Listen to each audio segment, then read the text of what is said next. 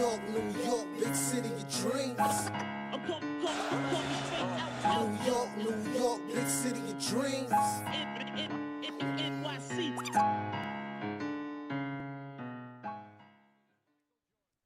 What's going on? This is Jay Ellis from the Knick of Time show. Here to give you that Knicks talk just in the nick of time, and it's time to talk about a Knicks loss. But I'm not going to hold you. We're going to be talking about the Knicks versus Pacers game, but we're really going to be talking about the trade and the implications and debating and all that stuff for most of the time. So sit back, relax as we talk for about 5 minutes about the Pacers, and then a lot about OG Anunoby, Emmanuel Quickly, RJ Barrett. There might be some screaming, cursing, crying, and everything in between, but we're gonna enjoy ourselves. We're gonna hug it up at the end and talk Knicks basketball. All right, but you know what? Still, the Knicks lose to the Pacers at the end of a back-to-back, 140-126.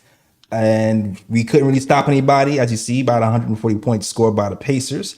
Julius Randle had 28 points on the night. Dante DiVincenzo, though, had a career high 38 points, 6 rebounds, and 4 steals for Dante. Jalen Brunson with a 28 points, but it was looking like a tired, wore down 28 points. Evan Fournier gave you 10, but we really couldn't stop the Indiana Pacers. Listen, my man, Halliburton had a double-double with 20 points and I believe, 22 assists? Yeah, 22 points and 23 assists. He had 2 games of 20 plus 20 assist games in a row. So shout out to him. Not really. I don't care about him. And the Knicks lose to the Pacers, and we're going to talk about that, the good, the bad, the ugly for the first 5 minutes, and then get into more trade talk. So yeah, let's get into it, man. Let's just get into it. It's a back-to-back, man. It's a back-to-back. We already got beat down the game before during Orlando. It's gonna be tired legs. Grimes has a headache. There's no RJ. There's no Emmanuel Quickly. We're shorthanded, so I'm not really surprised we lost this game. And the Pacers are a decent team already, but combine that to what we had to overcome, not really surprised that we lost this game. So you know what? We'll talk about it though. Ebony, what do you have to say about this game? How'd you feel? I wasn't even really invested. I ain't gonna hold you. I was watching, but I was not invested. I don't know. I think we played. we We played. We did do that. We showed up. We did showed up. I saw that part too. Yeah, Dante showed up a little bit more than others. That's true. That's true. Top flight analysis right there. Top flight. Taj looked real old today. He did look 67 again today. He did. Yeah, he did look really, really old today. Yeah, Julius seemed to be in his head a little bit today. Mm-hmm. Sometimes he's pump faking. I'm like, you open. Dog. Shoot the ball. Shoot it. Pump faking the hell out of Obi Toppin. Shoot the damn like ball. Remember Anthony Mason days? Like the controller got stuck. Nah, but Larry Johnson flashbacks and stuff. Yeah. All that. But yeah, it was expected. I hope OG can plug the miracle of this defense because it's atrocious. Woo. Yeah, that's it. The defense is atrocious. Great. That's what I got from this game. The defense is atrocious. Pick and roll defense was atrocious. Corner 3 was open all game long. It was just like on repeat. We couldn't stay in front of TJ McConnell again. Yeah, that was disappointing. That was disappointing. Yeah, Lee, what you think, man? In the summers, about 5 minutes where I live, there's a gym that's ran by the NBA trainer Tyler Relf, and his 2 big clients are Julius Randle and Miles Turner. So every time Miles Turner, it's an opportunity to play against Julius Randle. They both know each other's game very well because they train together with that guy Tyler Relf. So I think Miles Turner wanted to show Randle what he's been working on and remind him of some of the moves they learned together in the offseason and show the full bag today. This is one of the reasons why I think Turner has been an attractive trade candidate for the Knicks in a couple years past, why he was one for me before Mitch really showed that he's a defensive player of the year. I love the shooting and I love his polished post game. around the basket. He's got a nice floater. He can pull up in that Taj Gibson 15-footer. He can finish with both hands. He's aggressive. When he has opportunity to dunk, he dunks instead of settle for a layup. Even though he's a little undersized, not the best rebounder, especially a poor offensive rebounder, I think he's got a really great all-around game, and he showed that tonight. He destroyed us with Hartenstein in the middle. Hartenstein just didn't have the lateral quickness or the speed to keep up with Miles Turner first step, and he just crushed us on pick and rolls, and even in the face-up game, destroyed him as well. So he's a very solid player. I think he's going to be the anchor to Indiana continue to get better on both sides of the ball. And I don't think he's going anywhere. He's going to be a nice centerpiece when that team finally becomes competitive at contender level. If their ownership ever starts footing a bill worthy of it, I think he'll be a part of that. And he's a great big man who I think is actually underrated in today's game. iHeart was eyeing him up. Miles was eyeing iHeart up. For sure. That like, dang, iHeart jump or something. Yeah, bodied. Yeah, and he had like 6 threes today too. And he's Miles is no bum, is all I was going to say. Yeah, he's not. When your big man is shooting 6 threes, it's going to be a raw night. Your defense is going to be stretched. So like when those 3-point shooting bigs are on, it's going to be a tough night for most people. And our 3-point defense was bad before he even started hitting threes. Like it was really bad all year. It was really bad. One of the reasons I was scared to play this team because our 3-point defense was that bad for a long time, and that's kind of what they do. That's what was my whole thing about playing this team. So I was just like, Lord, we need to trade for some defenders, and look at that, we did. And today shit was no different. I felt like Halliburton did what he wanted, got to the paint whatever he wanted to. Love Dante. Dante had an amazing game, but I am not putting Dante DiVincenzo on freaking Halliburton. We definitely missed Grimes today just to see. Yeah. One thing Grimes has been consistent on is defense.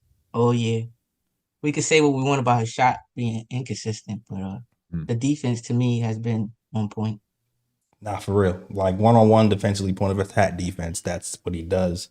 The 3-point shooting has come and gone, but that's what he does. So I would really love to see Grimes play today. It sucks that he had headaches. Sounds like the writing on the wall. Or it could just be. It might be the writing on the wall. You never know. Ryan G, what you thinking, man? Both teams played hard. God bless and good night. Now let me stop.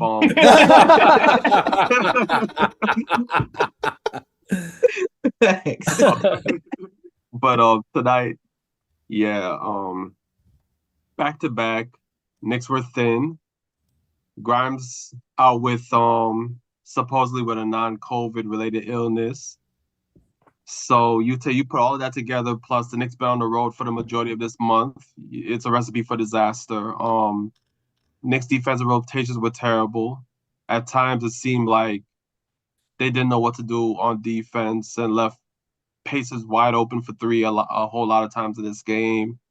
I think the one moment in the game that really turned the game around was in the third quarter, where I believe they fed the ball to Josh Hart 2 possessions in a row for easy layups, and he blew both layups, and which turned into quick transition points for the Pacers, and I think the Pacers went up by 6. And from that moment on, the Knicks were not able to recover for the rest of the game. And against a team like the Pacers, your 3-point defense has to be on point. This is a team that likes to put them up. Mm-hmm. The Knicks 3-point defense was not there, and that's just a recipe for disaster. So, the Pacers beat up on a Knicks team, where, emotions are running high. Two guys who's been a part of the fabric of the team just got traded, and then on top of that, you don't have your full roster. The new guys haven't come in yet to bolster the roster. So, I mean, it was an expected loss for the Knicks tonight. There wasn't really much to expect, really. Yeah. Evan Fournier out here doing his best, and he's going over 37 for 10 points. And he actually got a couple of steals. I saw Evan Fournier dunk, though. Who had that on their bingo card? They called it off. That baby airballed the layup, though. That was crucial. He did blow the layup.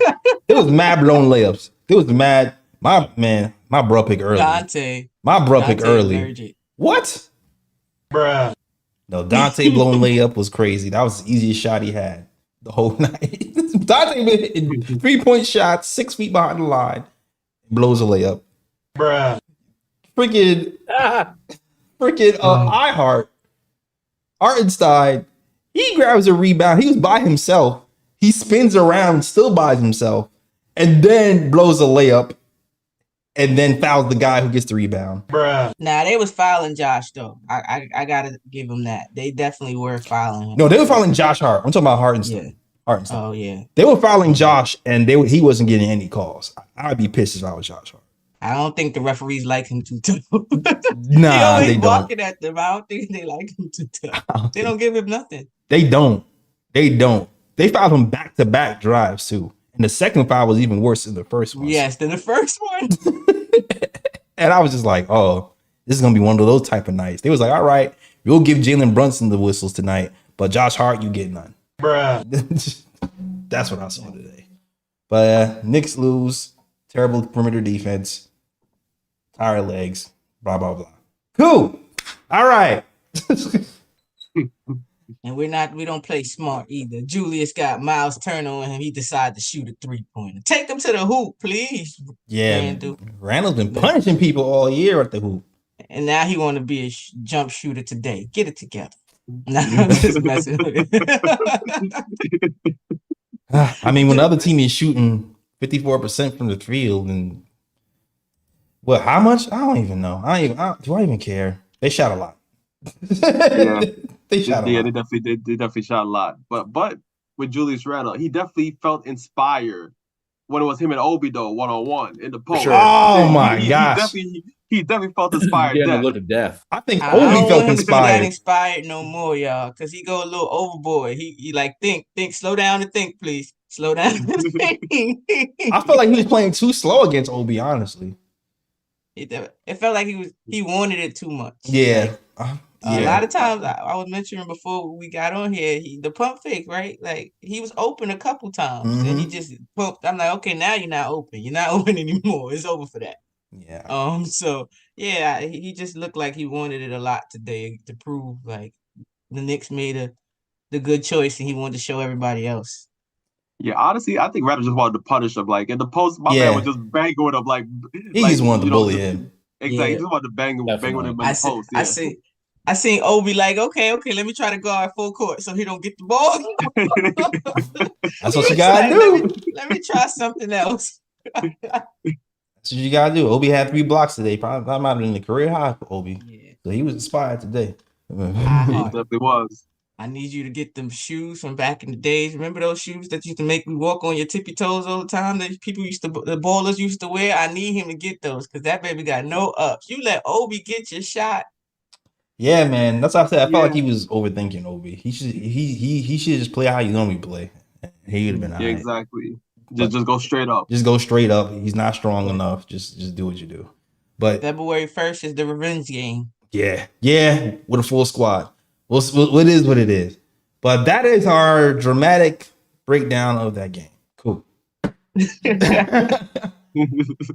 Guys, I don't know if you noticed, but something else happened today. Let's talk about it. Yeah, something else happened today. A trade happened today where the Knicks traded RJ Barrett, Emmanuel Quickly, and a Detroit 2nd round pick for OG Anunoby. We also got Malachi Flynn.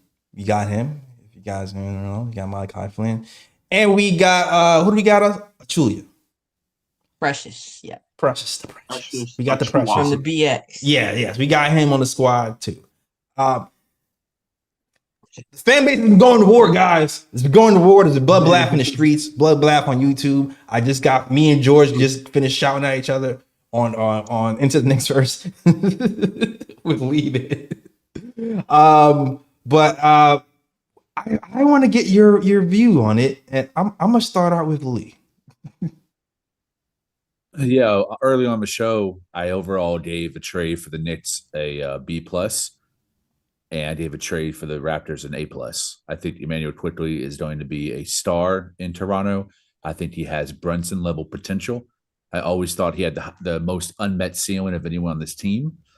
And I think he's going to be one of the biggest regrets of us losing a guy, especially someone that we drafted, cultivated, and then decide not to pay him what he's worth.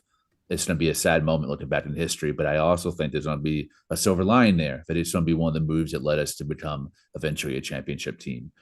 So that silver lining is the the echoes of Clanks and Brits were no longer echo throughout MSG with RJ Barrett now in Toronto. There's only one Bodman, and that's my guy Ryan G, who's on the show with us tonight.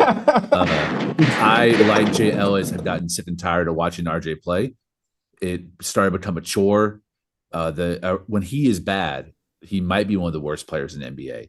Like legitimately, because of how much usage, minutes, and opportunities he gets. When he is off, it is awful, especially on defense and offense. And just watching his shots smack off the rim and seeing his shit get sent back to him by role players. The Orlando game, I watched him get stuffed by a white European guy from Germany. And so it's unbelievable how little hops RJ Barrett has, just a little bit higher than me, which is not saying much. I love the guys we got back. I think Toronto got the best player. I think Emmanuel Quickly is the best player in this trade. But we had the second best player and maybe even the third. Precious Achiuwa and OG Anunoby are going to be great additions to this team. There's two guys that you can buy a jersey of and don't have to worry about taking it back because they ain't going nowhere. And that is Julius Randle and Tom Thibodeau. That being the case, it's not something I'm a fan of, but it is the reality that we live in. You have to get players that fit both their styles. And both those guys do. I think Precious is an amazing backup. He's everything that Obi wasn't. He's gritty. He's a hard nose. He plays defense. He can switch. He can rebound. He's willing to dive for a loose ball. If he has opportunity to dunk it, he's going to dunk it and not do a finesse layup. I love that as a 15-minute game guy. I think he'll get the opportunity here. If his three ball comes around, we fleeced. I don't know if that's going to happen. OG, great compliment. I think he spaces the floor better. He fits better than RJ. Higher floor, lower ceiling, but I think we're going to end up getting him at a good deal. His son is his agent is Leon Rose's son, so I have no worries about re-signing him at a value contract, which is all wins in my opinion. I hated that we had to see Emmanuel Quickly go. As sad as I am about Emmanuel, I'm happy that we got rid of RJ, and we can move on from that and really now take all this cap space and these picks that we retained and eventually make another trade, whether it's in a week, in a couple hours, or in that summer. I think now the window on the trade making has shrunk significantly, and we're going to start seeing this team go into championship mode, which is something I've never experienced as a fan, and I'm really happy to do so. And I'm happy to be doing so while a member of this podcast and be able to celebrate as we go upward and onward into contending territory with you guys. So that's a lot of positivity there from Lee Escobedo, who seems to be a big fan of this trade. I'm doing this very strategically, guys. Ryan G, what do you think of the trade? This is very strategic.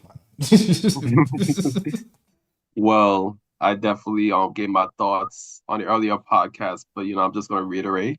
I am a fan of the trade, just for the simple fact that I know giving up Quickly was major because of Quickly's ceiling and what he provides, but at the same time, also a realist, and I realized that re-signing Quickly would have probably been difficult for the Knicks, just for the simple fact that the Knicks have to consider who they're going to re-sign in the future. And Brunson's contract extension is looming. So you already know you can't underpay Brunson. Pretty much Brunson's on an underpaid contract right now. You're going to have to pay that man his money. And knowing how the CBA is with the first apron, second apron, etc., before that contract extension comes, you have to make sure the Knicks are in a good place, championship-wise, where okay, if we extend Brunson and give him the money that he deserves, with the roster we have in place, we have a good enough roster where we could compete for a championship for years to come. With the way the roster is currently constructed, the Knicks were not close to that, so the Knicks had to make a move. RJ Barrett, he's been struggling as of late. You bring in a guy where he does not need the ball as much to make an impact on the team. Yeah. With Jalen Brunson and Julius Randle, you need somebody that's going to actually knock down the open three. OG Anunoby does that, especially the corner three where he's shooting 44% this season. So could you imagine an offense where you have Jalen Brunson, Julius Randle, then you have Dante and OG on the at each corner being open for threes? It's gonna be pretty much raining threes all day. And then on top of that, not only does the Knicks upgrade that three position where you have a guy that can shoot the ball and be versatile defensively, where he could guard positions 1-2-4 to 7-2 wingspan, it gives the Knicks a lot of flexibility. So now OG, Precious, Malachi, they're all expiring contracts. So that gives the Knicks a lot of flexibility cap wise to do whatever's that need to do, whether they decide to make the contract expire in the summer and pick up another star through signing them straight, or making another trade to bring in another star to solidify that roster. But I think at the end of the day, people have to look at it this way. This trade is just a first step. It's not the end all be all. So it's not like, okay, we gave up RJ Barrett, we gave up Emmanuel quickly, and this team cannot improve no further. The team can improve further because they didn't give up none of their first round picks. They only got a second round pick in that. They only gave up a second round pick in that deal, and they still have other assets here that they can package together to bring another star here to push this team into championship contention. And I just want fans to realize that, are we sad that two guys who are homegrown are gone? Of course we are, but you have to look at the bigger picture. The Knicks are putting themselves in a position where they can actually acquire star talent on top of what they have and actually propel this team to a championship level. Yeah, I like the fact that we have corner three shooters, and Tom Thibodeau's offense kind of produces corner threes. RJ really hasn't been hitting those. He's been shooting 22% from 7% from three since the migraines. And now we have Dante DiVincenzo, who gives you, what does he give you? He gives you 55% from the corner three on one end. And then OG Anunoby gives you 40% from three on the other end. People will not be able to help off and concentrate on Brunson and Randall like they have been. Also, I just like the fact that we can guard guys who are 6'7" and look them eye to eye and not eye to nipple. Like I'm tired of Josh Hart guarding Jason Tatum, and he can't look that man in the eye. I want to actually be able to put a hand up, and it's like, oh, I can touch his hand too, and I can bother his shot, and not just have to play tricks. That's what I'm really looking forward to. This Anthony Edwards matchup, man. OG Anunoby, they played the Wolves the other day. OG held them 1-10 on their last matchup versus Toronto versus the Timberwolves. We got the Timberwolves next, so hopefully he'll be ready to go for Monday. And welcome to the Knicks. You're guarding Anthony Edwards. You know that's my welcome. That's my present right there. So let's get to it. Ebony, What's up? What's up? I know. I already know how you feel. You came on this program and you've been team don't move nobody. Don't trade. It's not even team don't move nobody, but team don't move nobody and stand in the same place is my stance. If I'm going to get better, I'm going to get better. That's just me. I'm not going to go for the sometimey and hope, because from what I hear, I'm hoping Precious the new scenery, but he's not cerebral either. And so you understand, I'm hearing 1 minute he could look awesome, but 90% of the time he can be smart on the court. So we'll see though. We'll see if OJ can handle, because it's not polite Toronto. We'll see if he can handle, the gritty grimes of New York, if he has the temperament to do that. And is this our big three? Because I'm not sure he, can he get a bucket on his own? How's that handled? Only time will tell though. So yeah, I'm not optimistic about this trade, but only time will tell. I really can't. If this is the first deal, I would hate to see the second. We gave up RJ and IQ for a 9 All-Star. So I would hate to see the second deal. If this is what we gave on the first one. That's just me. And I know we like to look that we only gave a second round pick, but we gave up the number 3 pick and the number 25 pick, actually. So yeah, I don't know. I don't know. I just hope, and I hope people not hoping Malachi Flynn makes a difference. That's just like he's probably not even gonna make it to the rest of the year. I have no idea, y'all. If I don't know. you don't know, I'll say I this. get why we did it. We got a big. We got a big. We addressed the big flaw, right? Mm-hmm. But my thing is, my whole thing, and it will always be my thing, it does not matter who we get in here. We still have Tom Thibodeau as a coach. So these players, we have to hope work in a Tom Thibodeau system. We have to hope that he's happy with the Tom Thibodeau system. Okay. Because everybody says they're happy before they get into it, and then you really have to sacrifice or you see what it is. Then we have to hope that he's a big enough miracle maker to plug the hole in our terrible defense. Okay. We pointing at each other to guard other people right now. All Looking right. at each other like that is your man. Can I ask you a question, Ebony? Can I ask you a question? What type of players are Tom Thibodeau players? Well, we thought we had Tom Thibodeau players, so you got to ask him that. I'm not sure. Okay, I'll tell you. Tom Thibodeau players I get that. Tom Thibodeau like you. I'll say something, and then if you agree with me, go ahead. Tom Thibodeau likes defensive players, correct? Mm-hmm. Is OG Anunoby a defensive player? Yes. Okay. Tom Thibodeau likes players who hits corner threes, correct? Yes. OG Anunoby can do that. Okay. So we went out and we got a Tom Thibodeau player.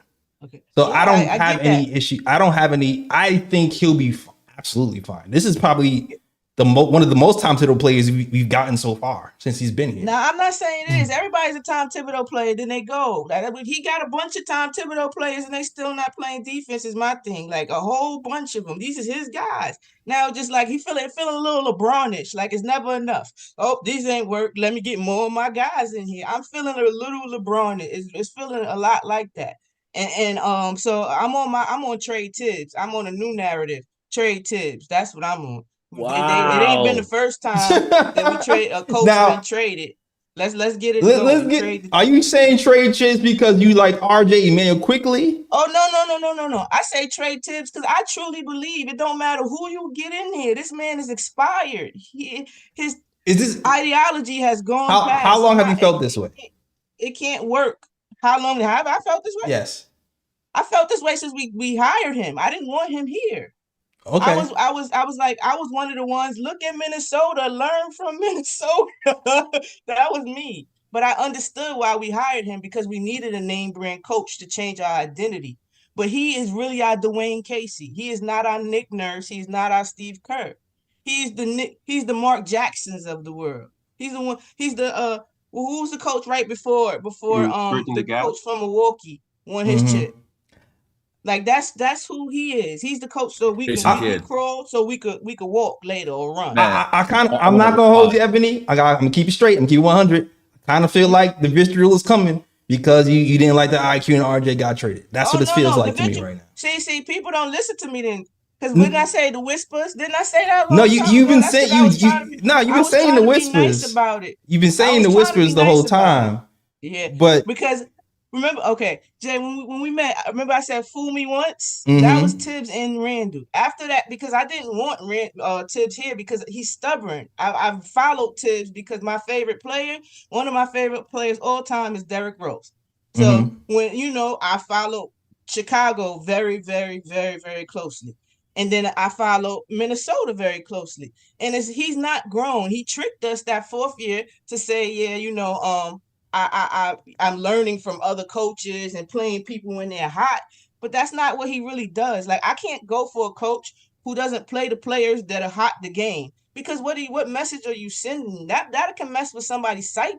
Like, I'm doing my all out here and I still don't get no burn. Like, that's what I'm just saying. And then the fact that our offense is so unoriginal, that's not going to cut. It's not going to cut it. I'm seeing what the rest of the NBA is doing and what we're doing. And it looks like we're using the how you got to upgrade. We got to upgrade our computer, our app. It's way at like past with the time, basically. He's in dinosaur age. It's not working. You're giving people all these free 3-pointers in a 3-point league era. Well, you a defensive-minded coach. Listen, Ebony, I hear you, but we have Mitchell Robinson who has been played since Mitchell Robinson not stopping our 3-point shooting, though. I mean, it's not helping. and we have Mitchell Robinson who hasn't played, and we have Grimes who's been on the bench. I feel like it's been a combination of the both. Grimes has not been shooting well enough from three to really. It's been a chicken of the egg thing since Mitch has been down and Grimes been to the bench. Because can I say something about that with the play? I get the different moving parts. Believe me, I get the different parts. But again, the coach that we have does not help any of the pieces. You can never we'll never know what we have because they're not played to their strengths. They're played towards a system. That means that they are playing this is not what they would do. They're playing in a Tom Thibodeau system. It doesn't mean that it's for the skills that they have. It will show. That's the why teams like the Thunder, they play so smooth. The coach uses his team's strengths. No matter what it is, he tries to incorporate it. Good coaches do that. It's a balance. It has to be a balance of my player strengths and my ideology. I have to help my players simplify on defense, and I have to help my players get easy shots on offense. How many shots did we get with Brunson? Brunson's been guarded heavy these last couple of games. And we got him like one easy shot today, right? Like a pure 3-point shot. We need more. Sorry, my computer about to die. oh boy, plug it up. We need more easy. I'm not gonna listen. Easy baskets. Sorry, Tom Thibodeau. The thing is, I tried to give him his a chance. I gave him 4 years. It feels like it feels very. The timing is weird with the. No, it's not weird. That's what I'm saying. The timing is weird. That's what I'm saying. Like, it ain't weird. I'm gonna need you to go check my tweets. I've been a system versus. When I say system versus a player, who do you think I'm talking about? Go ahead, Ryan G. No, all I'm trying to say is, like, don't get me wrong. Ebony makes great points. Like, it's great points. I just feel like Thibs is being attacked because she don't like the trade that just went down. That's what it feels like. That's what it feels like to me. Like, because all throughout the season, like, Ebony didn't have smoke for Thibs like that. Like, I know she never liked it, but she never had smoke for Thibs. Like she had smoke for Thibs. She's had smoke for Thibs. Not like this though. Not like this. Not like this. Not like that's exactly. There was his trade went down. All of a sudden, we have smoke with Thibs now. Like as if Thibs. I've been had smoke with Thibs. I'm gonna tell you why I got smoke with Thibs. Because one, he keeps depreciating the value of our youth. Like this is crazy. This is nutty that we can. Our number 3 pick and our 6 man a year category candidate just went for somebody who had to sign an extension today, or they would lose him, and we still couldn't leverage them. I'm sorry. Can I say something real quick? Emmanuel quickly, for sure. There's an argument. There's an argument to be made that when Alex Burks was here and Emmanuel Quickly was here, he should have played Emmanuel Quickly more minutes. I've totally been on the board. I was championing that whole point a couple of years ago. But I'm sorry, RJ Barrett did it to himself. I really don't care about the RJ. RJ did it to himself. Where he at? Like, I'm cool. Like, that's what I meant. I didn't care. It was the kids. I cared. It feels a little bit very like what the Mavs just did with Brunson, but whatever. But the Mavs lost Brunson for nothing. At least we got something back. That's the difference. Feels like, and I'm granted we got it, and granted he's a Knick, so I'm going to root for him. But believe me, I'm critiquing. I'm going to be just as hard as everybody else was on our homegrown talent. Mm-hmm. So just know that it's going to be very, very critiqued. I'm watching. I'm on your behind, Mr. OG. You better be real efficient.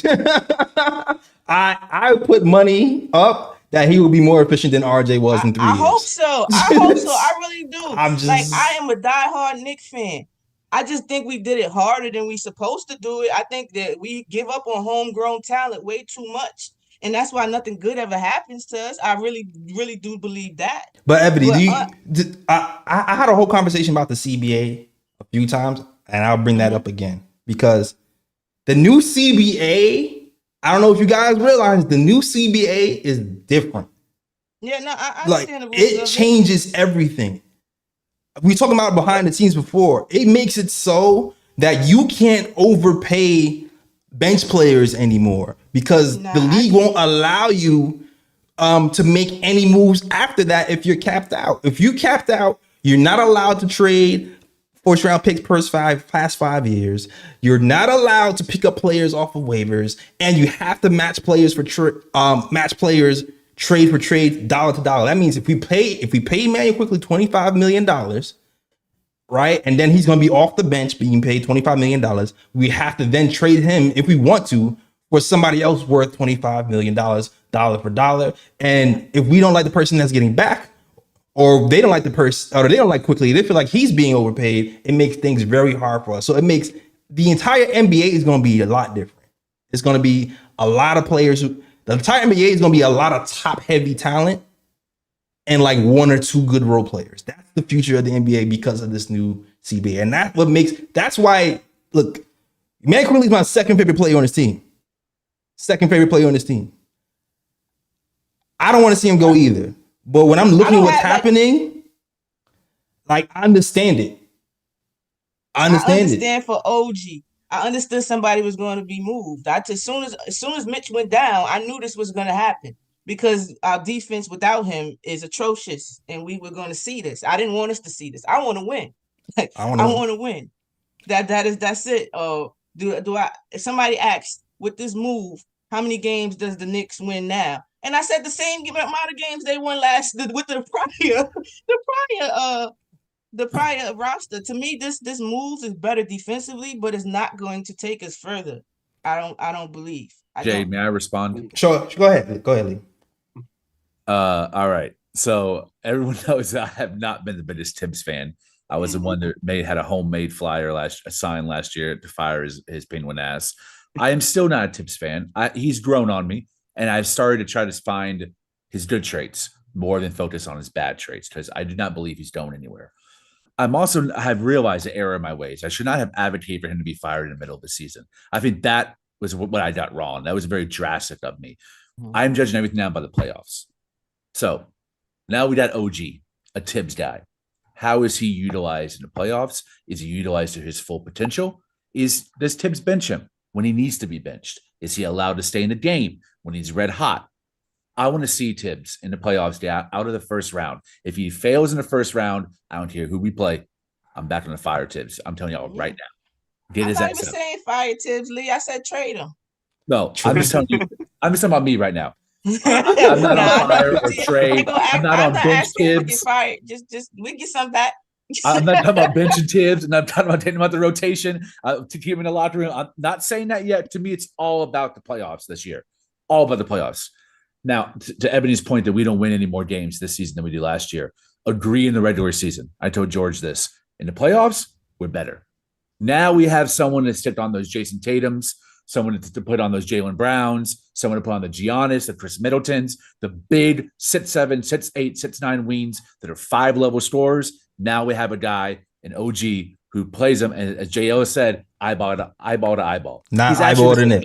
Right. Same build. And when it's hit with the screen, it don't matter who he switches on, from a point guard to a small ball 5, he's going to lock up defensively.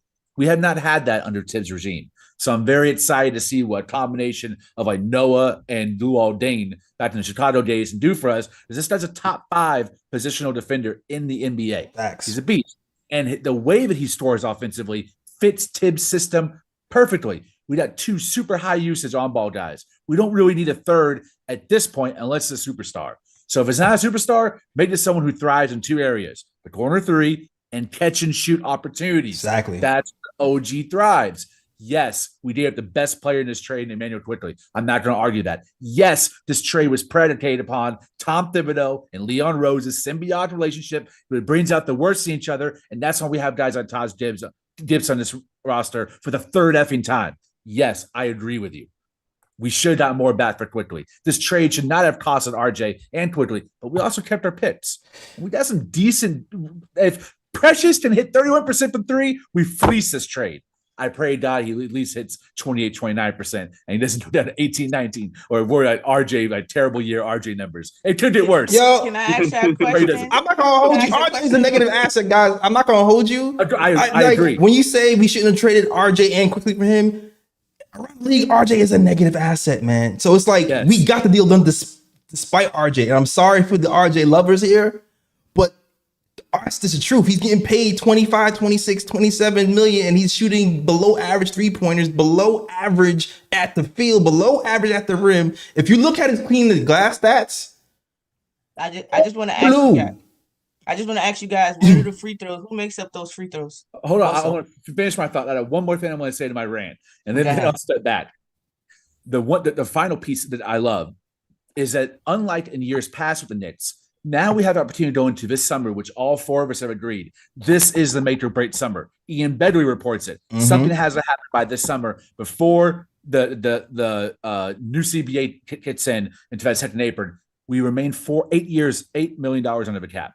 We also got a $5 million trade exception. We're finally walking into prime time for agency by making the first move. We hit the first domino. No more straps. We had the piece that we wanted. OG, non-stars, he was number one on that list. We got him. Now we can watch the rest of the NBA will adjust to us, and we'll have finally have an opportunity to get who we want with a cap space and trade exceptions and all of our draft picks in tow. Instead of having to do that the last minute and lose talent at an even higher degree of difference, now we can go in there as the initiator and not the person who's waiting to see what happens and then hopefully pick up the meat off the bones at the end of the day. I love that. Professionalism finally in the front office. IQ was still the best player in this trade. Go ahead, Vinny. And all they about to pay OG what they could have paid IQ, right? I get it. The length, height equals talent. Height does not equal talent alone. That's not what we're saying. Well, in the NBA, that's not what we say, Ebony. In the NBA, that's not what we saying. Nah, I ain't say that's what you said, but that's what actions are showing. I never said anybody up here said it, but that's what it seems like it means. Height equals talent. But we're gonna see, and I'm going to show. So. Maybe. Remember when you said Knicks fans will love Dante? Remember when you said Knicks fans will love Dante? I don't see that from OG though. I don't know his temperament too much, but I don't see. We're not polite. I'll say he wanted a bigger role. He's got the same role. He's still a third option. I don't know. He said he said he wants to come to the Knicks though. From what I've been seeing, I retweeted it. Go ahead, Ryan G. I'll say this: height is great, but versatile defender is what really pays the bills in the NBA. You get yourself a versatile defender who can guard multiple positions and give multiple positions hell, that automatically makes your team much better. And that's what he is. That's why I believe his price was so high.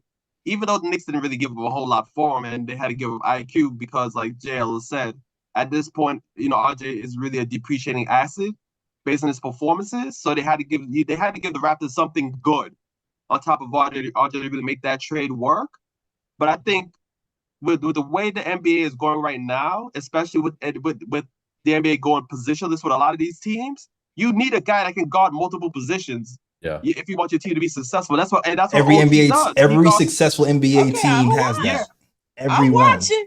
I'm watching. I love defense, so I'm definitely watching. We gonna see. We will see, y'all. Mm-hmm. We will see. That's all I'm gonna say. We gonna see, and I'm gonna help y'all see too. But we gonna see. Okay, we gonna see. We gonna see. We gonna see. We gonna see. I feel only time will tell if this is if it's a good trade or not, or if who's right or wrong. Like I could care less. I just want my Knicks to win. I just hate when they shoot themselves in their own foot. Right. And the biggest thing to be taken away from this is obviously there's another move coming. It's like extremely obvious. Yeah. But who we giving up? I don't know. That's what I'm saying. We just gave up RJ in quickly for a non-all-star. If that's the case, you could have went an offer for every name before that came up. If that's what you was going to do. Like you could have went in for the Donovan Mitchell. You could have went in for whoever else if you're going to give those two in the same trade. But here's the thing though, like I get RJ, but that's not. The Knicks made this trade, but this doesn't stop them from getting a Donovan Mitchell or whatever the case may be. Yeah. That's what people not getting. It doesn't stop them from getting that player. It doesn't. It's just a first step.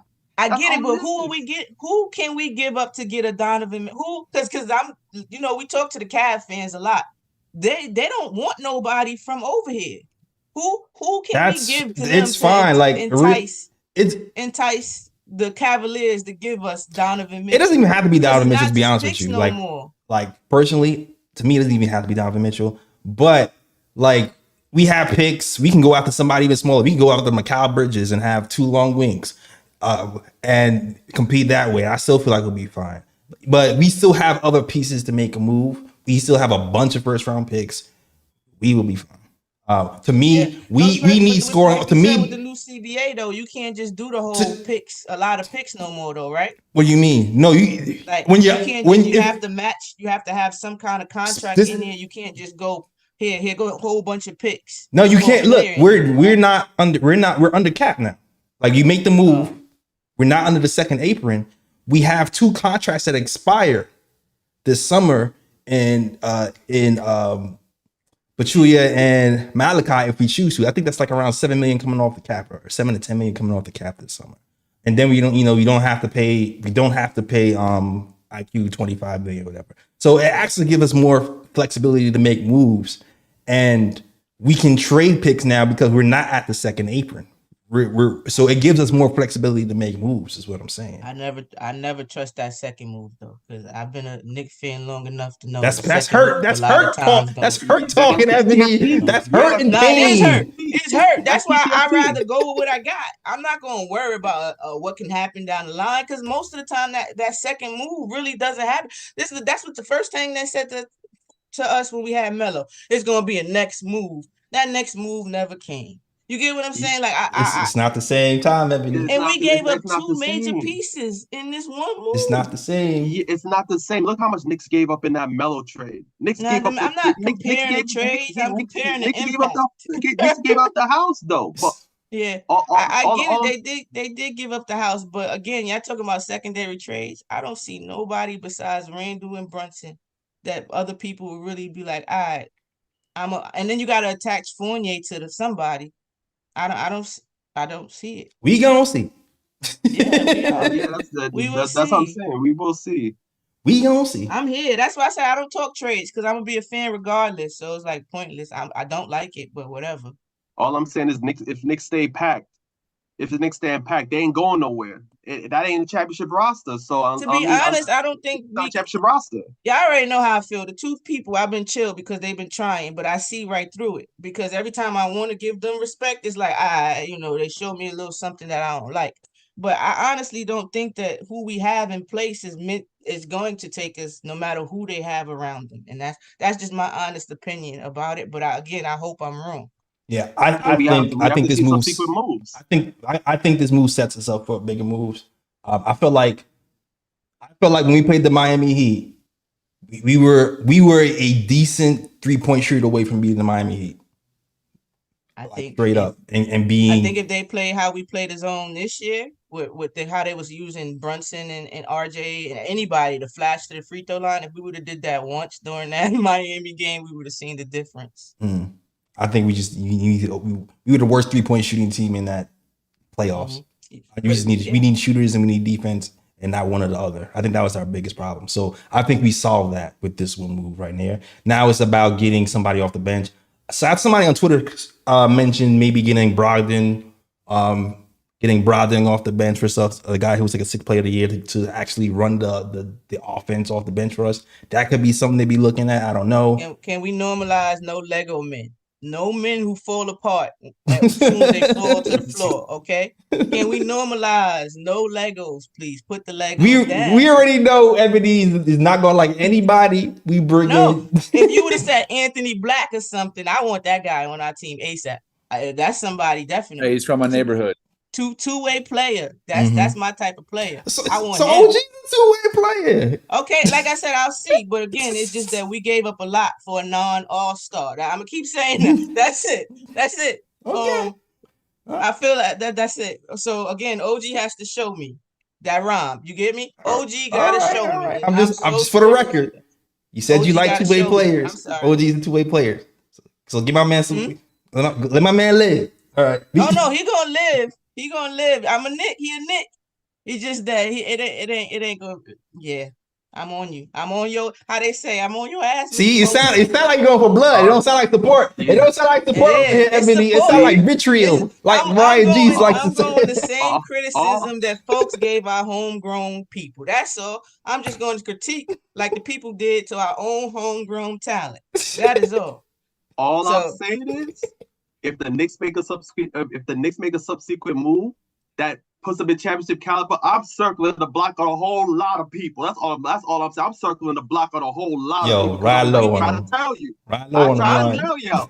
I'm glad. Go ahead and circle again. I don't care. I would rather be wrong because that means we winning, right? That's right. All right, that's it. But to be honest, I do not think this move right here moves the needle. It kind of seems like the Porzingis deal before they got Drew Holiday. I did not believe in Boston before they got Drew Holiday. Yeah, we will see. It's gonna be interesting. It's gonna be interesting. All right, we got callers up. I'm sorry, I saw y'all in Discord. The conversation was just was I couldn't stop the conversation. All right, but we got picks for Timmy, coming in. I'm really interested to see what picks for Timmy has to say. I don't remember what side picks is on. I feel like he was RJ. I feel like he was on the RJ. No, he wanted to start Emmanuel quickly, so I feel like you might not like this move, based on your last takes. How you doing, picks?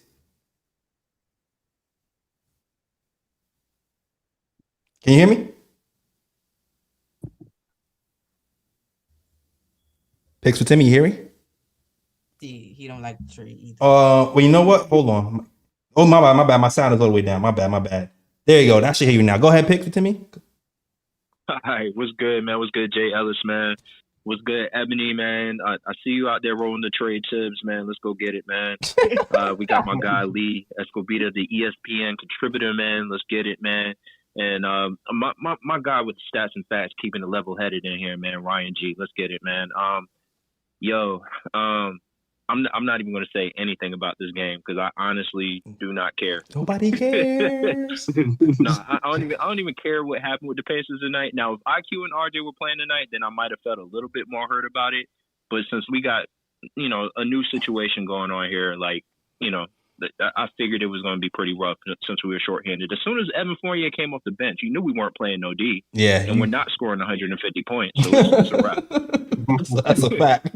But, check it out, man. It is, when it comes to the situation we're in, man, I really vibe with Ebony on, she's looking at it as a whole, as far as, if you're asking this man to come out there and implement a plan on a day-to-day basis, if he's the one who's actually coming up with the game plan, and the game plan is not working, then the system may just be the problem.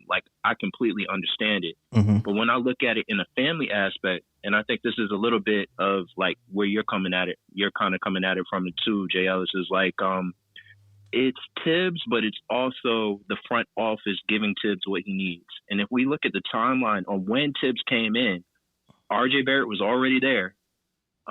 Julius Randle was already there. There were already so many moves that were made before he came here. And then with the pick with Obi, they were just like, yo, just work with it. This makes sense. Right. If certain things could have happened and it's so crazy because when we think about that communication miss in that particular year where we drafted Obi, that's a fact, could have saved us so much damn time. Crazy time. And that's a fact. It's like a family because if you have, say, front office is a mom, the coach is a dad of a family, you know what I'm saying? That communication aspect is something that the kids themselves can't fix, right? The fans, us being the kids, right? You can't go into it and just be like, yo, mom and dad, check it. This is the game plan. Let's get it. That ain't going to work, you know what I'm saying? But it takes time for, a nuclear family to get on one page. So you have, Tibbs trying to implement what he does defensively.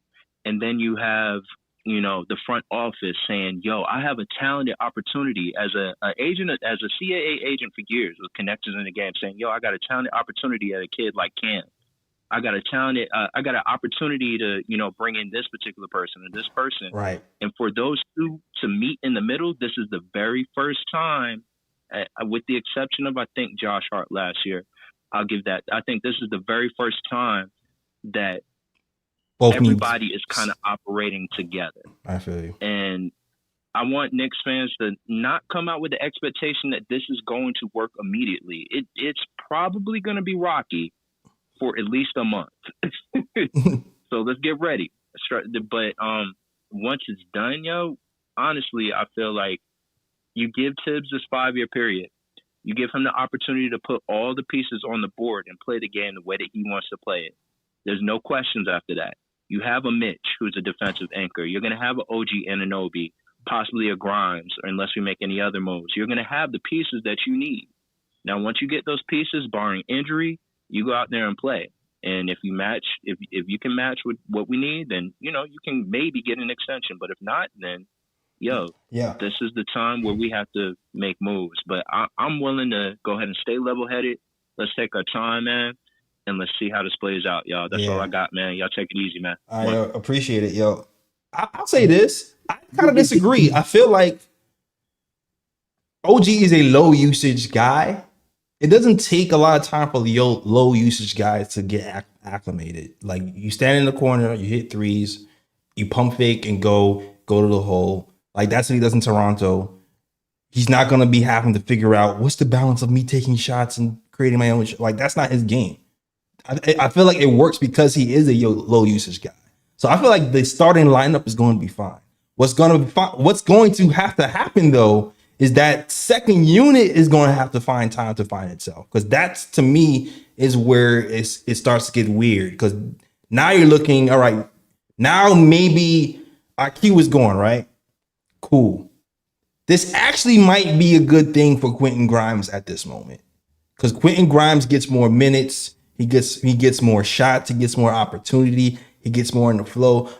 We might get to see Quentin Grimes get back into his element and get more shots. And I love Quickly. Quickly is one of my favorite players, but he hasn't been passing the ball in about a month.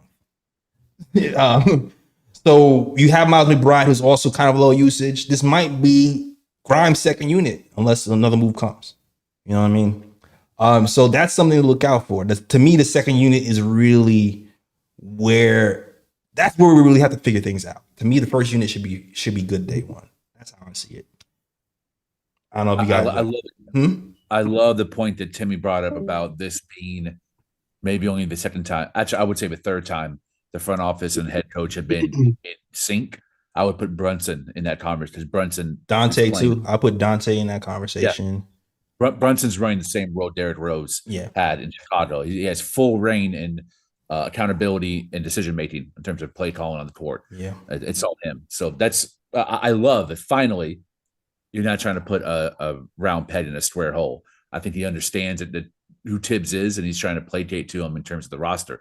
Now, you can't really be mad at the moves and individual things, and you have to be mad either at the system and the decision making of Leon to pick Tibbs to be his guy and implement this system. I think that is another conversation we can have. Is that the right way to go? I would probably lean more with Ebony on that end. I think we should have something a little bit more forward thinking, more progressive and experimental. I think the day and age of a Stan Van Gundy's, the Larry Browns, even the Rick Carlisle's, that's fading out. I think even Mike Budenholzer. It's funny. Ebony said that Jason Kidd was the precursor to Bud. Bud was really, he had a player that surpassed his acumen. Like, he was a slightly above average coach, but you have Giannis, you can win a championship. Does that exist here on the Knicks? I don't think so yet. We haven't did a superstar on this team for the team to surpass Tibbs's cons as a coach, and we don't have that guy yet. But if we got Giannis or Luka, then Tibbs can stay. But until we get that guy, if we're going to have a 04 Pistons style coach, a style team, don't know if Tibbs can get us to the promised land, but I think he can get us really damn close. Yeah, time will tell. Yeah. Like, we've all had the same kind of. We've all had the same critiques of Tibbs since he's been here. Like, it has a lot of weapons. It's like his head go overdrive. He can't focus on more than 3 players at a time. It seems. I don't know. Go ahead, Ryan. No, the offense is non-existent at times. What I say is this: I'm a firm believer in okay, if a front office hires a coach, and you know your coach coaches a certain style of offense, certain style of defense, I do believe as a front office, you should add players to that roster that fits that coach's system. You know, whether you believe that that coach is the right fit for the team or not, or whether you believe that his philosophy is outdated, whatever the case may be, I think you have to look at it as, okay, at the moment, this is our coach. If we want to get the best out of this coach, then let's add players that fit his system, Yeah. who will be the most successful out of his system. Now, when it gets to talking about, whether Thibs can actually lead this team to a championship or not, that's where I side with Ebony as well, because I think it gets to a point where, I think right now the Knicks are in championship build mode. Mm-hmm. Like, they're trying to build this team to a championship type of level. And say, for example, I'm just putting a hypothetical out there. Say, for example, the Knicks pull off another trade. Bomb. They bring in a star player. And right then and there, you're thinking, okay, this team is near championship level, whatever the case may be. And say, for example, the playoffs come and the Knicks losing the first round or whatever the case may be, or the Knicks losing the second round, where it's like, you know what? With the team that they have, maybe they should surpass what they did last season. And that's when you move them. Then that's when I'm like, you know what? Exactly. Thibs has taken this team as far as he could take it. Now let's bring in another coach and see what he can do with the guys here. Exactly. So I'm more, so that's my thinking along, in terms of like front office coach and how a team should operate, when in regards to the coach. I 100% agree. And that's why, like, I know, we all know Thibs is not the perfect coach. Like, I was just yelling about Thibs 2 games ago with the whole Emmanuel quickly not playing in the fourth quarter. Like, I have eyes. I've been talking about having Grimes run off screens for a year. Like, I have eyes. But I also know that sometimes people overemphasize a coach and don't realize, like, sometimes it's the players. Like, I think people kind of lose balance on, hey, this might be the coach's fault. This might be the player not being good enough. And I think people get lost in what is what sometimes and just want to be like, the coach. No, the player doesn't pass when he's supposed to. The player is missing open threes. We don't, like, there's a talent issue. So, but that's his 2 guys though. Y'all, that's what I mean by the system. Because if we all play ball. If you in a game and you're a shooter, you need touches. You need to feel the ball more than just feel the ball and passing it back to Julius. I need to take some shots. I need to feel involved in the game. I need to feel involved in the flow of the game. And now when that happens, I'm extra hype on the defensive end. Now I'm locking in. It's just like adrenaline rush. It happens. You're in the flow of the game. You're locked in. Mm-hmm. Now you're cutting harder. The picks is harder, stuff of that nature.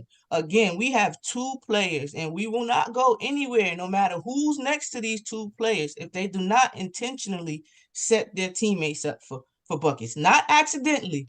You know what I'm saying? Not that everybody quick to say, oh, they get assists. No, not accidental assists where they're being bailed out and their teammates help them be bailed out by making the shot. I mean, where their intention is, let me get to this spot so I can get you an open shot. Let me get to this spot so I can get you an easy layup. Today, that back door with Dante, I need to see that more. And it came from Brunson. I would like to see that more with more people and then them Villanova people, please. Agreed. When people hit the cutters. Like, I'm not asking for things. We don't do none of that though. That's why I keep saying I kind of feel like our players are flawed, our Thibs coaches are flawed, but I feel like people pick favorites on what players to criticize sometimes, and they'll say this player's not doing enough, but not really like, hey, this player might actually not be holding his weight as well. Like, I feel like I understand. Talk about though, so we can talk about which player. Yeah, who are we talking about? I'm talking about RJ, man. I'm talking about RJ. I'm talking about RJ in particular. RJ has been efficient, but when you look at he has been not efficient, inefficient or whatever the case may be. But this year was a lot of time. Remember, IQ struggled this amount of time, and he wound up being a 6 man of the year candidate. So It's like different, it's enough Ebony. time to change the season around right now. in RJ your no, season. I'm sorry. I'm So- sorry. I so- can't give RJ Bill. RJ's been here for 5 years. He has No, I get that. I two times more understand- I playing time than understand that. anybody else on this roster. And he has not, he's been struggling to get to that next step. He hasn't, get like we it. talking I about get people what you're passing the ball. RJ has not passed the ball since he had his migraines. Maybe he's seeing the writing on the wall. We don't know what the conversation was. But what I want to say is that yes, it's been 5 years. I get we get the 5-year conversation, but it has not been 5 years with the same job. Again, we talk about number 3 pick, but then we signed Julius Randle because we knew we would never give another youth the keys after Kevin Knox. That's what that was about. We were never going to do it again after Kevin and Knox. That's not happening again, So they drafted RJ, but then they said we're going to get somebody else as our number 1, and then they got somebody else as their number 2 because they used Marcus Morris as their number 2 more than they did RJ. So he didn't get the same come up as the Zion. Come on, Ebony, but he's had the most usage out of anybody on the Knicks. Ebony, hold on. like, but how many different jobs has he had? How many different coaches he had? That's what I'm saying. He's had like, one coach for having 3-4 a years. new system, and then even with the coach that you have, every year you have a new role. Ebony, he's had the Right? okay. This is why I okay, can give him. okay. This is why I can give him grace. Let's stay there. Let's stay there. RJ's role from last year to this year has been exactly the same. So he was playing backup 4 exactly last year the same. Exactly. He was playing backup 4. He was playing. He was third. Backup 4. Okay, you know what? was playing- I'm sorry. 95% the same. He's been. That's what I'm saying. Like you can't say that, and he didn't have Ebony, a what terrible was his role in the season starting whole lineup? season. What was his role in the This is what I'm starting lineup? saying. Huh? What was RJ's role in the starting lineup? He was supposed to be number 3. Was it- They didn't run anything okay. for him, and he was supposed to go get his bucket. Right. Go Was- to the free throw line. He got to the line. Has his Basically, that's role what he in the was doing starting to lineup us. changed from last year to this year? Huh? Has his role in the starting lineup changed from last year to this year? When you think about it, yeah. No, he was it has not. Okay. First of all, all right. See, we're not gonna do this, Jay. When you have been set up, first of all, RJ can go off. He can have good quarters, and he has had plenty of good quarters. And then your boy that we're not supposed to blame will take him out because he has a written script every game. That's not what I asked you. Come in and out. No, I'm telling you. You ask me, then you say you get pictures here, and then I can't get the whole context. I can't give you the whole context. Then you get what I'm saying? No, that's the truth, though. And the fact of the matter is that did RJ have a terrible season the whole season either? Ebony, you said was his season the whole? I don't even care anymore. But I'm asking a legit question. Was his whole season? But you didn't answer my first question. My first what question. Was the first question? Ebony, you said, Ebony, this is your words. That he has different roles. You said he had different roles. I said, did. stay there. Has RJ's role from last year to this year changed significantly? Yeah. How? Because he came out quicker to be playing back and forth. They would take him out so he could play with the bench. He was doing unit. that. They was taking him out last year to play with the bench unit last year. I don't remember. They were doing that last year. With the 4, the times that they was taking him out like they was doing before. When the Knicks went to a 9-man rotation, I honestly don't. When the Knicks went to a 9-man rotation, but he did have different roles, and we can't say that they didn't set him up for anything. Ebony, they didn't set him up for anything. When the Knicks went to a 9-man rotation, and we went on the winning streak, part of RJ's new job was to run the second unit.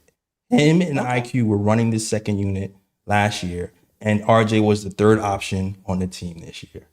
So from December of last year to the end of the season, he's had almost the exact same role he had this year, with the exception of maybe he's playing a little bit more power forward. But really, he's had Josh Hart's been playing the power forward, and RJ's been having the ball in his hands more.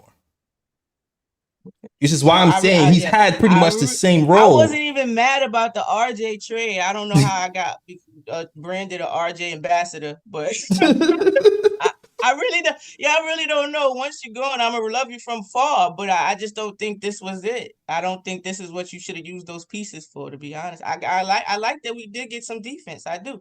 But we gonna see. That's it. It ain't no change in my mind. But time, I feel you. I'm just saying. all I'm saying is this. Yes, Tibbs has his flaws. Absolutely. But Trade him. there's certain players who have flaws that people aren't blaming that player But we for can't their blame flaws. him no more. And they're blaming That's the Tibbs. great part, Jay. That's no more excuse. Time's a ticking. What's the hourglass? The hourglass has started because you can't blame RJ the scapegoat no more for Tibbs or Randall or no, that's not there no more. You can't blame IQ either no more for it. There's Hey, no more I like scapegoats. IQ. Listen, So I'm looking. he was the one that I'm just I like like, all our players, but he did not nothing all our wrong but players, want more but- money and be too good for his role. Yeah, I'm just saying the hourglass is ticking. Now there is no excuses. They elevate. It's like they elevated the time. Basically, it's win now time. That's it. Yeah, There's no it's been- excuses. it's- Now since you said forget the homegrown kids, you don't want to develop them. That you're telling me is win now time. Okay, now you got win now criticism. That's just it. And really, that's what it is. Brunson's been here and Randall is here. It's kind of win Okay. now time. That's pretty much what it is. Yeah, and now you get F, aka Mad Knicks fan. You get the win now criticism. It's a little different. That's all. I agree with it. This has been great back and forth, by the way. I agree with every single Tibbs criticism that everybody laid forward, but I also think it's important to context of other teams in the East, Boston, Milwaukee, Toronto, Cleveland, Orlando. You swap Tibbs with those coaches. I did not include Philly for a reason. I know Nick Nurse, the championship coach. Okay. He's from Philly, so didn't Philly put him outside. The other teams, Mhm. Cleveland, Orlando, Atlanta, Milwaukee, Boston. You put Tibbs on their team, that team can win a championship. You put their coach on our team, we're worse. That's my opinion. I'm talking about the Missoula's. I'm talking about what's that crack guy in Atlanta? Yeah, it's Lion Snyder. Adrian Griffin, head coach with the Milwaukee. Oh yeah, he's getting cooked. The Bucks, the second-year coach almost. He's solid, but he's not Tibbs. Tibbs is better than those right now. My point is, there aren't a whole lot of coaches out there, and there certainly aren't very many coaches available that we could get that would make this team better than what Tom Thibodeau is, because this team is built for Tom Thibodeau. So it makes sense right now to keep him. And I'm saying Tom doesn't have his flaws, and I'm not saying he does. And I'm not saying Ebony is wrong in her assessment of Tom Thibodeau. That's not what I'm saying. I'm just saying there's too much on Tibbs and not enough on players, is what I'm saying. That's it. Fair too. We have another caller too. We have Rodney. Ronnie, that's my boy Ronnie's in the chat. Let me bring my boy Ronnie in. Sakpase, that's my Haitian brother from Brooklyn. Yo, Ronnie, you live on the air. What's going on, my guy? What happened? Wait, what happened? Why you left? They ain't like the trade either. See. All right, I'm bringing Ronnie back. Wait, did Ronnie just? Okay, Ronnie's back. Sakpase, what's good? Can you hear me? Yeah, we can hear you. Yeah, what up? What's going on, man? What's your thoughts on the game or the trade or whatever you want to talk about? Yeah, what up, Jay? What up, Lee, Ryan, Ebony? Great conversation so far, by the way.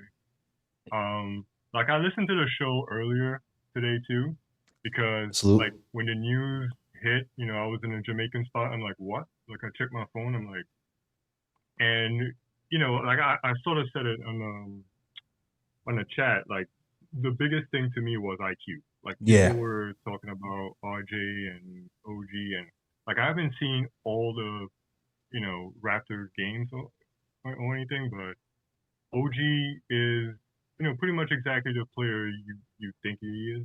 Like I don't think he has any more ceiling, but what he does it, you know, to this high extent, right? His defense is his defense is that. The reason why I don't think it's a bad trade, but I also don't think it's a great trade either. Like, because I think what we lost with IQ is, I mean, we'll see in due time, but like, I think what we lost with IQ is almost about equal to what we're gonna gain with OG. Like, OG makes our starting five better. Like there's no debate in that. But our bench, like what IQ has been given our bench, especially coming behind our number one guy, you know, Jalen Brunson, like what IQ does off the bench is, some of the best in the NBA. I agree. So, and it's not going to be easy to find because, Bruce Brown was a big reason why Nuggets were playing great last year. Like even Portis, like coming off the bench, he's not running stuff off the bench, but he anchors the half court for Milwaukee. And, I think a lot of times people undervalue what the sixth man is. But again, we'll see what OG can bring. And also I guess we're gonna have to see what Grimes can do because really I was expecting RJ to get traded like in the summer because I always saw that RJ and Randall was almost like the problem the Celtics have with Brown and Tatum. Like they sort of Do the same things, yeah. But this year you see the Celtics, they sort of switch their roles a little bit. Like Tatum is more down low more, and they try to do it because they see the problem. But I don't think. Yeah, I do agree with Jay. Like RJ development, some of it is on the coach, especially early on. But at the same time, he does get a lot of minutes, and he's been so up and down, and it's frustrating. And I don't want to go into a whole Randall thing. Like I can have a whole other call about Randall, but I think Randall has been up and down too in terms of like what he should be doing outside of what he does. But with OG, I guess we're gonna see. We're gonna see whether Randall is gonna be passing more now, whether JB, like if he's gonna be passing more. I don't know, man. I'm such in a wait and see with this trade because I can't just say, oh my God, this is gonna be great, and I also can't say this is terrible because I think we lost something big, but I also do think that if Randall start passing more, like if Randall start, if Brunson, because I think that's Brunson's weakest part of his game. It's like sometimes he penetrates and he's not finding that second dude. So I'm sort of sad that Mitch went down because I really wanted to see this team with OG and Mitch, how much the defense is gonna be better because our 3-point defense has been terrible this whole year, and so and that's pretty much it. And I guess I'll leave with this question. I guess we're gonna have to pay OG by next summer or something. Yeah. Is that right? So okay? So what? Like, what do you guys like? What do you guys want to see from OG? If like to get him like to get paid? Like, are you gonna say like what's the ceiling? Like, what do you want to see from OG to say, okay, you know what, you can give him the max because he's available for the max, right? He's not getting the max. He's not getting the max. It's been kind of reported that he's been 1-40, but it's also been reported that if he's traded to the Knicks, he would take less. Says Toronto. I think he just wants to be out of Toronto. That's what it really seems like. It seems like I'm telling I want this amount of money so I can get the hell out of here. That's what it really kind of seems like. So I feel like he might get around 25-30 or something. That's what I'm thinking. Possibly, but we'll see. Hopefully more 20, 25 to 20. You better be efficient. I don't know. But I shout out to, I think Sweeney posted something interesting. There's like a technical rule that happened beforehand because the trade happened before the new year. The Knicks can extend him and give him, I think it was 140 for 4 years or so. I think that's what he said. So apparently that's why they made it before the new year. Yeah, so that might be why they made it. It says apparently on Keysmith NBA pod, they said because the trade will have happened on December 30th, there will be about a 6-hour window before free agency where the Knicks could extend OG for something along the lines of 4 years, 130. So that could have something to do with it. Shout out to Sweeney for that little nugget that I already posted on Twitter. But you know how these cat people are. They think of everything. So that could be why. Yo, what is going on with this chat, though?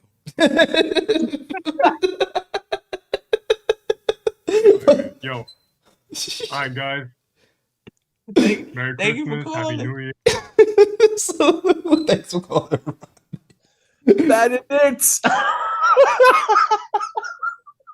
Y'all can hear me? Yes. Yeah. Hello. Oh man. Oh, Sorry. yeah. My bad. My bad. Oh, my bad. I took you out, Rodney. My bad. I don't know if you was ready though. Yo, man. Oh my god. What's happening? What? Mullet boy starting stuff.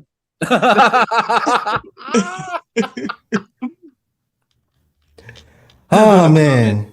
Only we to see since we're all moderators. Some guy named Batty Jones called me a mullet boy bitch. So I said, Batty Jones, more like a Batty Dicks. Bruh. Chat went crazy. Side conversations are interesting. I just see Ryan just like crying. And I'm over here talking about RJ Barrett, man, you quickly. I was listening. I said efficient. I need his ceiling is efficient. That's his ceiling. Efficiency. Yes, efficient. That's all I want to see. Yeah. When you get open shots, you better make it. Better not turn the ball over either. And that defense, immaculate. That's all. Immaculate. Got you. Immaculate defense. I'm watching. He's watching like a hawk. I'm always like the Monsters University. I'm always watching. You know, look from the movie. Yeah, Let's go. Yeah. But yeah, that the bench though, we that bench scoring is to me is gonna be the story of the year. Like what's gonna happen with the bench? I hope Grimes steps it up. I hope Grimes becomes like some next level Goku. In my head, Grimes traded already. You might be right. Yeah, might be. Might be right. That's just it. In my head, he is traded. That's it. And you know what I'm gonna say, right? What you gonna say? Trade Tibbs, baby. Trade Tibbs. Oh man, Tibbs on his way out next. Trade Tibbs, baby. Yeah. Trade Tibbs. If hypothetically, if we win the chip with Tibbs, what would you say? Then I would say I was wrong. Okay. Or he evolved. Either or. It would be how did he win? Did he evolve? Then that's okay. But I don't see this old dog learning new tricks. I really don't. Okay. All right. This will be interesting. This is gonna be an interesting season. But great show, guys. Breakdowns on 1,000 now, Jay. What happened? Breakdowns on 1,000 now. She gonna be critiquing the hell out of OG, yo. It's win now critique. Remember that. That's it. I'm not picking. We winning now. We gotta get this right. All right. Well, we'll you critique. We'll critique. We all critique. Wait, I do have a question for Ebony though. So is it just OG that's gonna get the OD breakdown, or is it everybody on the roster now that's gonna get the OG breakdown? Like I want to know if it's just reserved for like one person? It's not just OG. Randall's under a microscope. Brunson is under a microscope. Tibbs already was under my microscope, and he just placed himself under more of a I'm zoomed in. I'm zoomed in. Okay. I just want to know if the smoke was going to be spread across evenly, or is it just one person the smoke is going to? Is it spread evenly? I don't discriminate with smoke. Anybody can get that. Got you. All right.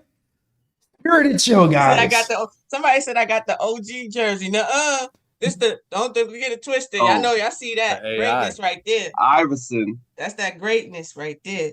The answer. All right. Let's get it. Good show, guys. Spirit debate. At the end of the day, we okay. We okay, OT family anyway. That's why my sixth sense be my sixth sense.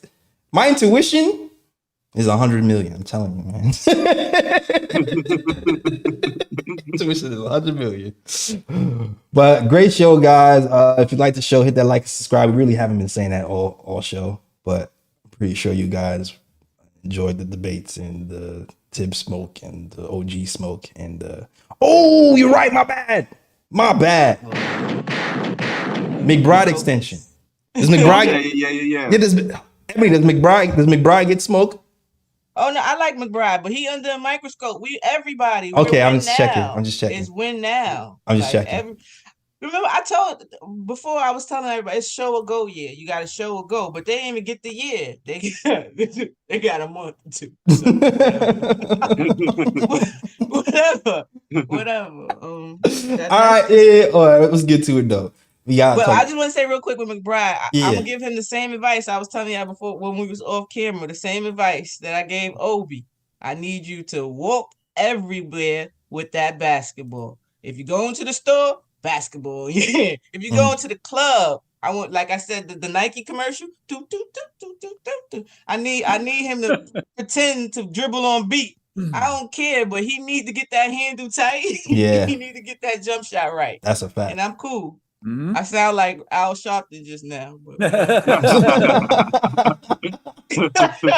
all you need is a perm. All you need is a perm. but shout out to Miles McBride. I like Deuce. Yeah. I'm pretty sure Raw's somewhere doing backflips. Shout out to Raw. Yes, Deuce high, Deuce card. All right. New York guard Miles McBride has agreed on a 3-year, $13 million contract extension. Mark Barstein and Andy Schiffman of Priority Sports tells ESPN McBride was the 36th overall pick in the 2021 draft. So $13 million, 3 years. Nice little payday for Miles McBride, who was probably only making, like a few $100,000 or something. Which would be great for me. That would change my life. A few $100,000. Give me a 10-day? Can I get a 10-day tips? I play defense. I can shoot from the corner. Give me a 10-day, man. I'll take that 10-day. I'll flip it on the pod. You know what I'm saying? Yeah. But shout out to Miles McBride. I hope you thrive in your new role now that there is a pathway set for you. Cool. Facts. And it's funny because remember I said, I think it was during the preseason when they were giving McBride minutes, those extra minutes I told you, I was like, yo, they probably looking to see what they have in McBride because they're probably going to move quickly. And sure enough, that's what happened. Listen, that whole Dante DiVincenzo move was like, they knew they was moving quickly in the offseason, which is why there was a logjam in the first place, which is why Dante was here in the first place. Dante's the guy who's going to play a little bit of backup point guard as well, and can play the 2 guard. He's multi-dimensional. So like they knew they was playing move quickly from the summer, from the way they was moving. RJ's inside last year because he was the centerpiece of the spider move. Yeah. I think RJ was, then he probably still was. RJ. I feel like RJ was, I personally, I still feel like if RJ showed more of a leap, they might have hesitated on that personally because he was still a starter and a drafter. Yeah. I'm feeling a little bit of y'all. I'm tired of wishing people luck on other teams. I know, Ebony. I know. We can tell. I'm tired of saying they're going to flourish somewhere else. Why couldn't they flourish here? I tell you why. Trade tips.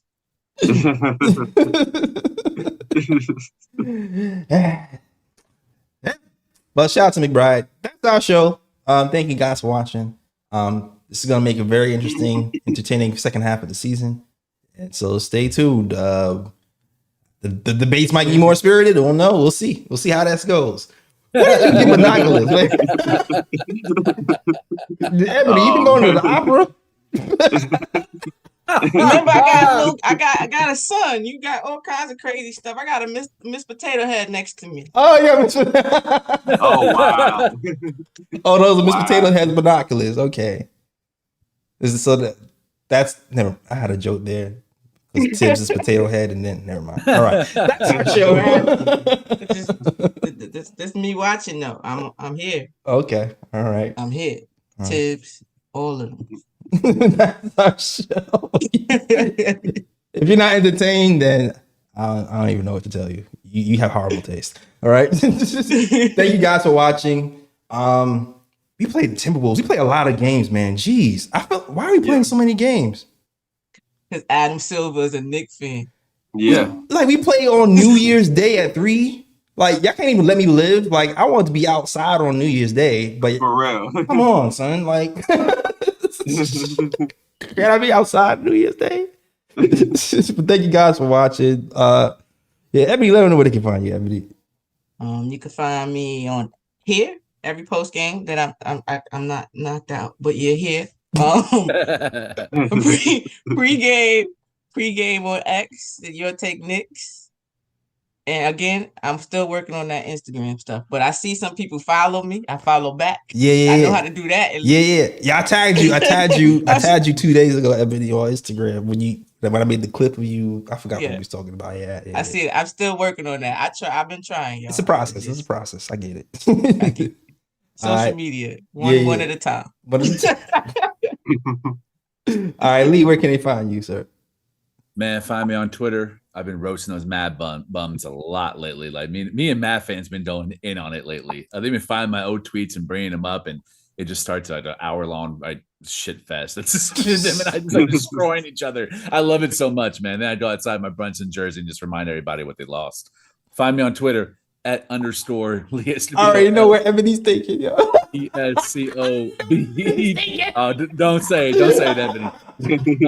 Don't say. I'm not doing Toronto anytime soon, so I don't have to worry about that. Also, haven't been here in a second. Book club's back, baby. Today I got. Can you see it? Yeah. All right. I got a beautiful graphic novel called Kafka about the Czech writer Franz Kafka. Takes 7 of his short stories and turns them into manga. It's a beautiful book by this brother and sister duo named Nishioka Coyote. I probably butchered that. They're a brother and sister graphic designer and illustrator, and they created this book of 7 of Franz Kafka's stories. Beautiful. You can find on eBay for like $10, man. It was a hell of a deal. All surrealist art, gorgeous black and white, monochromatic, really cool book. Got me through the day. Cool. Salute to Lee's Book Club. All right. Subscribe to Lee's Book Club for $10.99. I did. Yeah. I'm subscribed. I was looking for my books to show, like, look, Lee, but it's not in here. Ebony, I'll start a book club, but you can join for real. Because right now it's just me. I did. I said I'm looking for it. And that's why you see me looking. I can't find it though. No doubt. Man. Ryan G. Ryan G. Where can you find you, sir? You can find me on Twitter at RyanGKOT. You can also find me on Instagram at Sir G is chilling. Sir G is chilling. That is SIR. Is CHILLI. And I also got a couple of broad picks before we sign off. Bruh. First broad pick goes to Julius Randle because I don't know if y'all was watching today, but it was the end of the third quarter. The buzzer went off. My guy Julius Randle bounced the ball on the floor and it hit him in his neck, and he saw his head knock back a bit. Bruh. Damn, so he did what Brunson did to Hartenstein, but did it to himself? That's crazy. Okay. Exactly.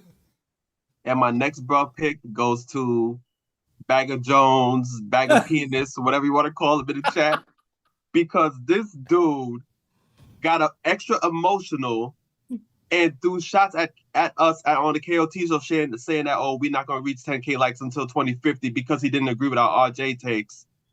Like, come on, my guy. It's basketball. No need to get personal. Take that emotional stuff somewhere, B. Stop it. Bruh. You know, I second that bro pick on when I called him takes. When I called him a bag of dicks, he suddenly disappeared. So maybe I reminded him he had something to play with. So that must be where he's at. Yeah, I definitely wanted to add on to the bro pick of people policing people's takes.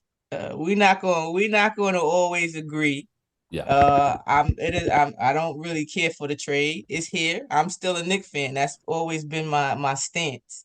So to tell people, I don't understand or you can't. They was really policing takes. Like let people get their anger or their happiness or their indifference or confusion, whatever it is they feeling. Let them get it off in peace. Everybody's takes are not true or great. Let everybody else have some not true or great takes too. Bruh. I want to close with this. It's funny. George asked me a question. He says, "How shocked were you when this happened?" And I was doing a show when KP got traded and had to like talk to people live. I was shocked, and I felt like my shockness level from just years of trades in basketball has like numbed significantly. From the OB, I'm just like, okay, this is what it is right now. What's happening? What's the pro? What's the con? Like that's kind of where I'm at right now.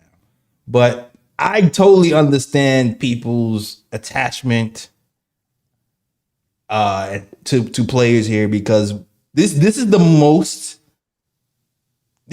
amount of young core the Knicks have had in the same building for this long since ever. I can't remember holding on to young pieces for this long. Mitch was the first person that we signed that we drafted in the second round. There was something called the Charlie Ward curse that was happening here for a long time where we just kept trading players. And RJ was the guy to kind of officially break that curse. When we re-signed him, we didn't put him in a Donovan Mitchell trade. So I understand people's emotional connection to RJ being traded, to our young players being traded. So I get it. I get why you're upset. Unfortunately it's part of the process. I'm hoping to keep some of the players that we have homegrown still. Like I hope we keep Mitch.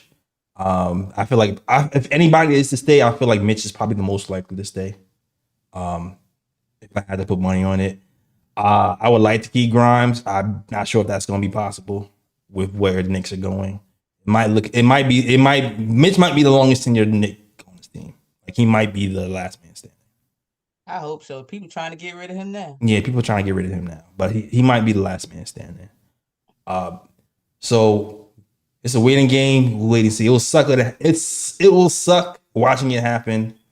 It might not suck as much if we're actually a great team and we're a contending team. It'll still be sad, but if we're better for it, it'll be worth it. But if you're not, then hey, you have your beat. We got a team of imposters. Yeah, so we'll see. We'll see what happens. Hopefully everything works out for everybody's favor. That's Infiltrators. the traders. You talking about Leon Rose is doing the trade, or are you talking about like trader? I'm talking about all these people we ain't draft. We ain't draft none of these people. They just infiltrated our organization from all the outsourced sources. Nah, it's okay. Like I said, Monday can't come fast enough. And Yeah. Mr. Lee, I don't need you to manifest negativity. He talk about Mitch going too. That's negative vibes, and I'm not trying to hear that. Oh my gosh, if Mitch is traded, right. I don't even know if I want Ebony on the panel that if Mitch ever gets traded, because Ebony might nuke this whole panel. And it better be for Embiid. And if Tibbs the coach, it ain't fight. It's not trade Tibbs. Just get that guy out of here now. Yeah, I can't see. Well, maybe I could see a scenario actually now think about it. But I would think they would work to keep Mitch. That's the way I see it. Yeah. All right, that's our show. We are out of here. You can follow us on the KOT Show on Twitter, the Knick of Time Show on Instagram, and Knick of Time Show on Facebook as well. And catch us or me. I don't know what's gonna happen on January 1st when we play the Timberwolves. Hopefully, we will have OG Anunoby and squad with us, and we bounce back after this. This is the first 3-game losing streak of the season, so hopefully we bounce back from that. All right, cool. So great show, you guys. And as always, Shout out the worldwide West. Everywhere we go, we leave a worldwide mess. Some mess out here in these Knicks YouTube and Twitter streets. That's our show. We out of here. Peace. What is Lee doing? I don't know. Showing off my cat. I never know what Lee's gonna do, man. New York, big city of dreams.